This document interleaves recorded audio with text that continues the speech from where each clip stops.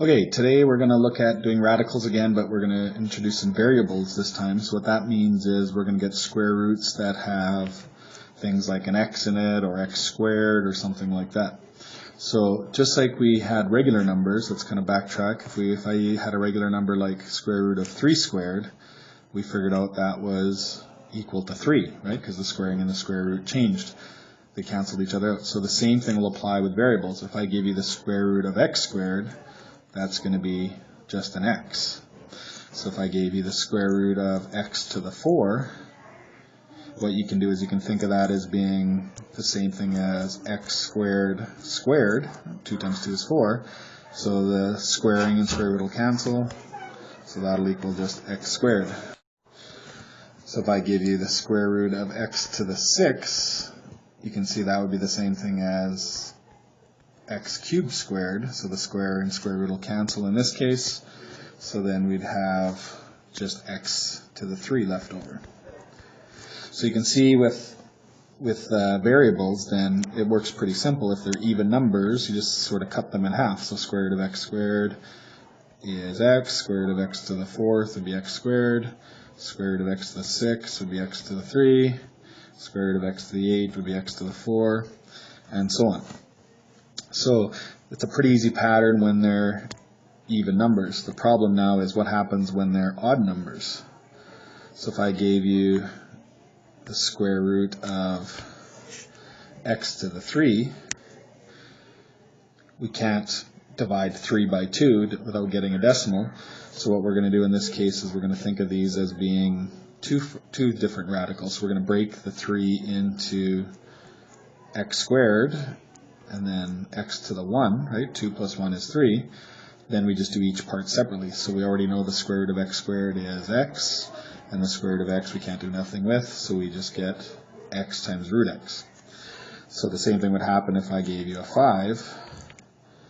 We want to break it into what we can do. We already know we can do a 4, right? We had a 4 above it, so we can break it into a 4, and then we have 1 left over, so that would be x squared, and then root x left over. Okay, so you can see with cubes then, or with odd number ones, we basically get a combination. So actually I'll write it as both. So we'd have x squared and x, which will then be x root x. So if we have a 5, we have 4 and 1, which would be x squared and x. And then our 7, then we change it to 6 and 1. So we always want to have 1 left over, and then we have an even number for the rest, so that would be x cubed root x, and so on. So these would be sort of our new chart numbers when we're dealing with variables. And it doesn't matter if the variable is an x or y or an a or a b, or if there's more than one, you just basically do it exactly the same thing. So let's try a couple of examples where we have numbers and letters. So let's do a mixed to entire radical first. So if I gave you 2 root x, and we want to change that to an entire radical, then what we're going to do is we're going to change the 2 to a root 4. So root 4 times root x then would be root 4x. So let's try another one where we have 3x out front, and we have a 2x on the inside. Okay, so if we have 3x root 2x, we want to change that to an entire radical. Remember the 3x, we've got to square both of them, so 3 would change to a 9, and the x will change to an x squared. So those will both be under a square root, and then the second one stays the same. So then when we multiply those, 9 times 2 is 18, and x squared times x to the 1. Remember when you multiply exponents, you add the 2. So 2 plus 1 would give you x to the 3. Okay, so with variables, when you're doing those conversions, it's a little bit trickier. Let's try one more, a little bit harder. So if I had 5x squared y cubed in z, and we're going to times that by 3xy, and that's it. We'll stop there. So that'll be it. So same sort of thing. You want to change the front number. So just do one at a time. Change the 5 into root 25. X squared times x squared would give you x to the 4th. y cubed and y cubed would give you y to the 6, and then z times z would give you z squared. So we're basically just timesing the 5 by itself, so 5 squared, and then you're doubling the rest. X squared would be 4, double the 3 is 6, double the 1.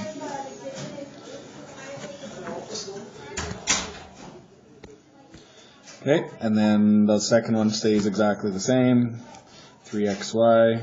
So now when we multiply them, we get 3 times 25 is 75. And our x's, we got 4 and 1 would give you 5. 6 and 1 gives you 7. And the 2 z's stay the same. Okay, so that's it for that. Let's do a few where we're going the other way. So we're going from entire to mix. So that's the harder version.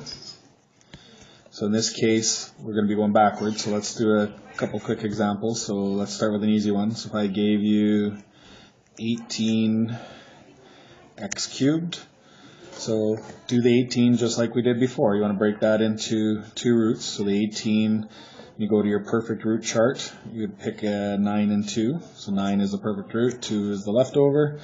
And then when we do the x cubed, when you go to your perfect root chart, we're going to change it into 2 and 1. And then square root of x squared is just a regular x. So we end up getting x root x. So we want to do the same thing with this. You want to take the x cubed, break it into 2 for the first one that works, and 1 would be your leftover. So do 2 in the first root, 1 in the second root, and then that's it. Your first root you can simplify. Square root of 9 is 3, square root of x squared is x, and then the root part after it stays the same. Okay, so that's sort of the process you want to do for radicals that have variables. Let's do a couple more. So if I gave you 50 a squared b cubed c to the 4th, so it works good to kind of do it as two roots. So you want to do each one at a time. So 50, we can break it into 25 and 2. Then we have a squared. Because a squared is even, we can actually do the square root of a squared. We don't have to worry about splitting it up.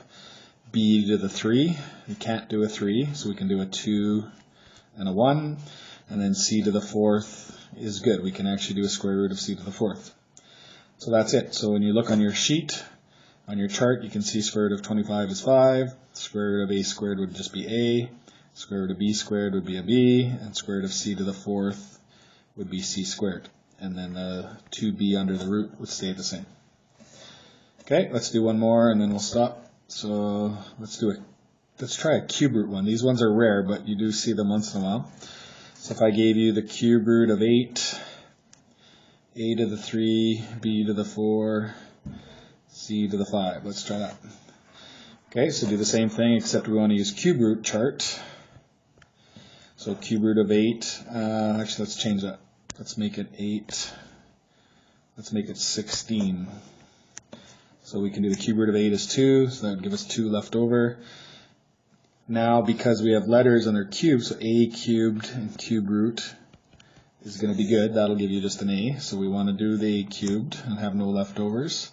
So for b to the 4th, we're going to take out 3 and have 1 left over. And then for c, we're also going to take out 3, but we're going to have 2 leftovers to get the 5. So now the first one we can simplify it. Cube root of 8 is 2. A cubed would just be 1, 1b, and 1c. And then our leftovers is exactly what we had above. So 2bc squared. So when you're doing the cube roots, it works the same, except you just got to do multiples of 3. So if you had 4, you would break it into 3 and 1. And if you had 5, you'd break it into 3 and 2. And if you had 6, that's a good one again. That'll just be a squared. Okay, so you get the idea. It works the same as square root, but you just get an extra one because we have 3 of them being multiplied instead of just 2. And that's it.